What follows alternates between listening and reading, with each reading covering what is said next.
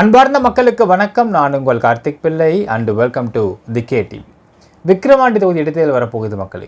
இந்த இடைத்தேர்தலில் அஇஅதிமுக நாங்கள் புறக்கணிக்கிறோம், நிற்க மாட்டோம்னு சொல்லிட்டு ஒரு அறிக்கை வெளியிட்டிருக்காங்க. அது மட்டும் இல்லாமல் என்டிஏ அலையன்ஸின் மூலியமாக பாமகவோட கேண்டிடேட் நிற்க போகிறதாகவும் ஒரு தகவல் வெளியாகிருக்கு. இப்போ இந்த இடத்துல அஇஅதிமுக தேர்தல் நாங்கள் புறக்கணிக்கிறோம்னு சொல்லி சொன்னதுக்கான உண்மையான காரணம் என்ன அப்படிங்கிறதை பாசிதம்பரம் என்ன சொல்கிறார் அப்படிங்கிறத பற்றியும், முக்கியமாக நடந்து முடிந்த லோக்சபா எலெக்ஷன் 2024 அப்படிங்கிறது திமுகவுக்கு வெற்றியா இல்லை ஆபத்தா அப்படிங்கிறதை டீட்டெயில்டாக பார்க்க போகிறோம் இந்த பதிவில்.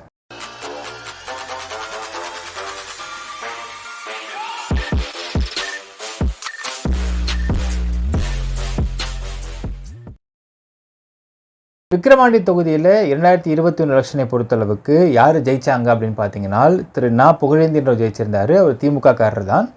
அவருக்கும் இரண்டாவதாக செகண்ட் பொசிஷனில் வந்த முத்தமிழ் செல்வனாக இருக்கக்கூடிய அஇஅதிமுக கேண்டிடேட்டுக்கும் எவ்வளோ டிஃப்ரென்ஸ்னு பார்த்தீங்கன்னா, நாட் மச் மக்களே. கிட்டத்தட்ட 9500 ஓட் தான் டிஃப்ரென்ஸ். கிட்டத்தட்ட ஓட் ஷேரை வச்சு பார்க்குறப்போ 48% இவர் வாங்கியிருக்காரு திமுக ஜெயித்தவர், 43% அதிமுக வாங்கியிருக்கிறாங்க. இப்போது புகழேந்தி அவர்கள் இறந்து போயிட்டார். ஸோ அதனால் இங்கே இடைத்தேர்தல் வரப்போகிறது. ஆப்வியஸாக புகழேந்தி இறந்து போயிட்டார் அப்படிங்கிறதுனால அந்த இடத்துல அடுத்த செகண்டாக இருக்கக்கூடிய முத்தமிழ் செல்வன் அப்படிங்கிறவருக்கு நிறைய வாய்ப்புகள் இருக்கும் அங்கே ஜெயிக்கிறதுக்கு. ஆனால் இந்த இடத்துல அஇஅதிமுக அவங்க இந்த தேர்தல் நாங்கள் நிற்க மாட்டோம், இதை நாங்கள் புறக்கணிக்கிறோம்னு சொல்லிட்டு ஒரு அறிக்கை வெளியிட்டிருக்கிறாங்க எடப்பாடி பழனிசாமி அவர்கள். இந்த அறிக்கையை படித்து பார்க்குறோம் மக்களே. இதை படித்து பார்க்குறப்ப அங்கே என்ன வேடிக்கையான விஷயம் குறிப்பிடப்பட்டிருக்கு நான் சொல்கிறேன் உங்களுக்கு. அதாவது இடைத்தேர்தலில் நாங்கள் போட்டிட விரும்பலை, நாங்கள் புறக்கணிக்கிறோம் அப்படிங்கிறத மட்டும் சிம்பிளாக அவங்க சொல்லி முடிச்சிருந்தா பரவாயில்ல. என்ன போட்டிருக்காருன்னா, எடப்பாடி பழனிசாமி அவர்கள் ஆரம்பத்திலேருந்து திமுக ஜெயிச்சிருந்த சமயங்களில் எந்தெந்த எலெக்ஷன்லலாம் இடைத்தேர்தல் வந்தப்போ ஜெயலலிதா அவர்களை புறக்கணிச்சாங்க அப்படிங்கிறத மென்ஷன் பண்ணி போட்டுட்டு அடுத்த ஒரு வார்த்தை போட்டிருக்க. என்ன போட்டிருக்காருனால், இப்போது நடக்கக்கூடிய திமுக ஆட்சியில் பொறுத்தளவுக்கு சட்டம் ஒழுங்கு சீர்கெட்டு கிடக்குது, சட்டம் ஒழுங்கு சரி கிடையாது. அதனால் நடந்து முடிஞ்ச லோக்சபா எலெக்ஷனில் கூட எப்படி திமுக 40க்கு 40 வின் பண்ணுச்சு அப்படிங்கிறத பார்க்குறப்போ அவங்க பண்ண கோல்மால் தான் அது காரணமாக இருக்கிறது. இப்போது நடக்கக்கூடிய இந்த பை எலெக்ஷன்லேயும் அவங்க ஜெயிக்கிறதுக்கு எல்லா விதமான விஷயங்களும் செய்வாங்க. ஸோ அந்த இடத்துல அஇஅதிமுக போட்டி போடுறதுக்கு நாங்கள் விருப்பப்படலை அப்படிங்கிற மாதிரி ஒரு அறிக்கை கொடுத்திருந்தார் மக்களே. இதில் எவ்வளோ வேடிக்கையான விஷயம் இருக்குன்றதை பார்க்கணும். ஃபர்ஸ்ட் ஆஃப் ஆல், அதாவது திமுக சட்டம் ஒழுங்கு சரியில்லையா அப்படின்னு கேட்டால் உண்மையாக சரியில்லை தான். எக்ஸாம்பிள் நிறையா இருக்கிறது. ஆனால் சட்டம் ஒழுங்கு சரியாக இல்லாமல் போனதுக்கான மிக முக்கியமான காரணமே யாருன்னு கேட்டால் விசிகே தான். கள்ளக்குறிச்சி கலவரத்துலேருந்து இங்கே நடந்தக்கூடிய வேங்கவேல் இஷ்யூலேருந்து ஆண்டோ மெர்னா வழக்கிலேருந்து எல்லாத்துலேயுமே தப்பான விஷயங்களை பரப்பி தப்பான விஷயத்தை அஜிடேட் பண்ணி உருவாக்குறது விசிகேக்காரங்க தான். அவங்களால தான் திமுக கெட்ட பேர் இருக்குது அப்படிங்கிறத நம்ம தொடர்ந்து பேசிக்கிட்டு இருக்கோம். சரி, இது ஒரு பக்கம் இருக்கட்டும் மக்களே. மற்றபடி இந்த எலெக்ஷனில் லோக்சபா எலெக்ஷனை பொறுத்தளவுக்கு திமுக அப்படி தான் வின் பண்ணாங்க அப்படின்னு எடப்பாடி அவர்கள் சொல்வது ஏற்றுக்க முடியாத வாதம். ஏன் நான் சொல்கிறேன் மக்களே, அதுக்கு ஸ்டாட்ஸ் நான் கடைசியாக கொடுக்குறேன் அவங்களுக்கு. பட் பிஃபோர் தட், அப்படி திமுக அவர்கள் ஏமாத்தான் ஜெயித்தாங்க அப்படிங்கிறது நீங்கள் சொல்வது உண்மையாக இருக்கும் பட்சத்தில் உண்மையாக இருக்குமே. ஆனால் அப்போ அஇஅதிமுக 2019க்கும் இந்த 24க்கும் எப்படி 1% இங்கே ஓட் ஷேர் ரைஸ் ஆகிருக்கீங்க அப்படிங்கிற ஒரு கேள்வி இருக்குது. செகண்டு, 2019க்கும் 24க்கும் திமுகவை பொறுத்தளவுக்கு 6.5% 6.5% ஓட்டு குறைஞ்சிருக்கிறாங்க அப்படிங்கிறதும் ஒரு விஷயம் இருக்குது. அதாவது 2019 இவங்க ஆட்சியே கிடையாது திமுக, அப்போ அதிமுக ஆட்சி தான். அப்படி திமுக ஆட்சியில் இல்லாமல் இருந்த சமயத்திலேயே திமுக ஒரு ஓட் ஷேர் வாங்கியிருக்கிறாங்க. இப்போ ஆட்சியில் இருக்கிறாங்க ஸ்டேட்டில். அப்படி ஆட்சியில் இருக்கக்கூடிய லெவலில் இவங்க சொல்கிற கோல்மால் நடந்துருந்துச்சு அப்படின்னால் அது அதிகமாக தானே வாங்கியிருக்கணும், எப்படி குறைச்சி வாங்கினாங்க அப்படிங்கிற ஒரு சந்தேகம் கேள்வி இருக்கிறது மக்களே. சரி, அப்படி உங்களுக்கு நீங்கள் இடைத்தேர்தல் நிற்கலை அப்படின்னு சொல்கிறதுக்கான வேறு ஏதாவது காரணத்தை குறிப்பிட்டு போட்டிருக்கலாம். இந்த காரணத்தை குறிப்பிட்டு இங்கே போட்டு தான் நான் சொல்கிறேன் அவருக்கு.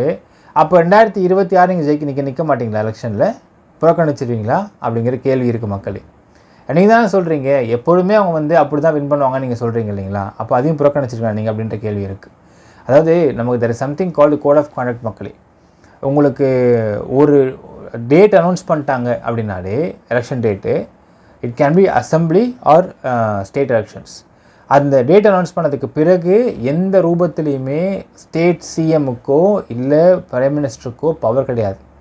மொத்த கண்ட்ரியுமே will be taken over by the election commission of India. அப்போது இந்த அசம்பிளி எலெக்ஷனை பொறுத்தளவுக்கு கோல்மால் பண்ணியிருக்கணும் அப்படின்னால் யாரால் பண்ண முடியும்னு கேட்டிங்கனால் சென்ட்ரல் ஆட்சியால் பண்ண முடியும். ஸ்டேட்டுக்கும் சென்ட்ரலுக்கும் 9ஆம் பொருத்தம். இங்கே ஸ்டாலினுடைய அரசுக்கும் மோடி அரசுக்கும் இங்கே போட்டி தான் நடந்துக்கிட்டு இருக்குது. அப்படி இருக்கும் பட்சத்தில் இங்கே சப்போஸ் மோடிக்கான ஆதரவு இருந்தால் கூட நீங்கள் சொல்கிறது ரைட்டு, நீங்கள் சொல்கிறது எடுத்துக்கூடிய வாதமாக இருக்கும். இங்கே மோடிக்கு இங்கே ஆதரவு கிடையாது, மோடிக்கு இங்கே உள்ள ஆதரவும் கிடையாது. அப்படி இருக்கும் பட்சத்தில் எப்படி நீங்கள் டிஎம்கே கோல்மால் பண்ணி ஜெயித்தாங்க அப்படின்னு நீங்கள் சொல்ல முடியுதுன்றது நமக்கு தெரியல மக்களே. இது ஃபஸ்ட்டு பாயிண்ட். செகண்ட் பாயிண்ட், இந்த பாயிண்ட் மிக மிக முக்கியமான பாயிண்ட் மக்களே. 2024 லோக்சபா எலெக்ஷனை பொறுத்தளவுக்கு இந்த இடத்துல திமுகவுக்கு மேபி வெற்றி பெற்றிருக்கலாம். ஆனால் இங்கே திமுக ஒரு மிகப்பெரிய செட்பேக்கை தான் ஃபேஸ் பண்ணிருக்கு. ஏன்னு நான் சொல்கிறேன் பாருங்கள் மக்களே. இந்த எலெக்ஷன் ரிசல்ட்டுடைய 2024 எலெக்ஷன் ரிசல்ட்டுடைய நீங்கள் ஓட் ஷேர் எடுத்து பாருங்கள். திமுக மட்டும், நான் அலையன்ஸே நான் எடுத்துக்கல, அலையன்ஸ் தூக்கி ஓரம் வச்சுருங்க. திமுக மட்டும் 26% தான் அவங்களுடைய ஓட் ஷேர் இருக்கிறது, 26% இந்த எலெக்ஷனை பொறுத்தளவுக்கு. ஆனால் அஇஅதிமுகவும் பிஜேபி இவங்க 2 பேரும் சேர்ந்தது நான் சொல்கிறது கிட்டத்தட்ட பார்த்தீங்கன்னா அஇஅதிமுக 20.46%, பிஜேபி 11.24%. ரெண்டையும் நீங்கள் கூட்டிங்களா கிட்டத்தட்ட உங்களுக்கு ஆல்மோஸ்ட் அரவுண்டு 31.67% 31.7% வருது. 31.7% எங்கே இருக்குது உங்களுக்கு? டிஎம்கேவுடைய 26% எங்கே இருக்குது? இது ஒரு ஃபஸ்ட்டு கேள்வி. செகண்ட் கேள்வி பார்த்தீங்கன்னா அஇஅதிமுக, பிஜேபி, பாமக இந்த ஒட்டுமொத்த கூட்டணியுடைய ஒட்டுமொத்த ஷேரிங் கூட்டி பாருங்கள் மக்களே. அதாவது உங்களுக்கு let's take DMK alliance. DMK alliance 46.97% தான் வாங்கியிருந்தாங்க இந்த லோக்சபா எலெக்ஷன்ஸில். ஆனால் when you take AIADMK, DMDK, BJP, PMK, TMC, AMMK, IND alliance இவங்க எல்லாத்தையும் நீங்கள் சேர்த்து நீங்கள் கூட்டி பார்த்தீங்கன்னா கிட்டத்தட்ட இட் இஸ் மோர் தென் 50%, 53% வருது.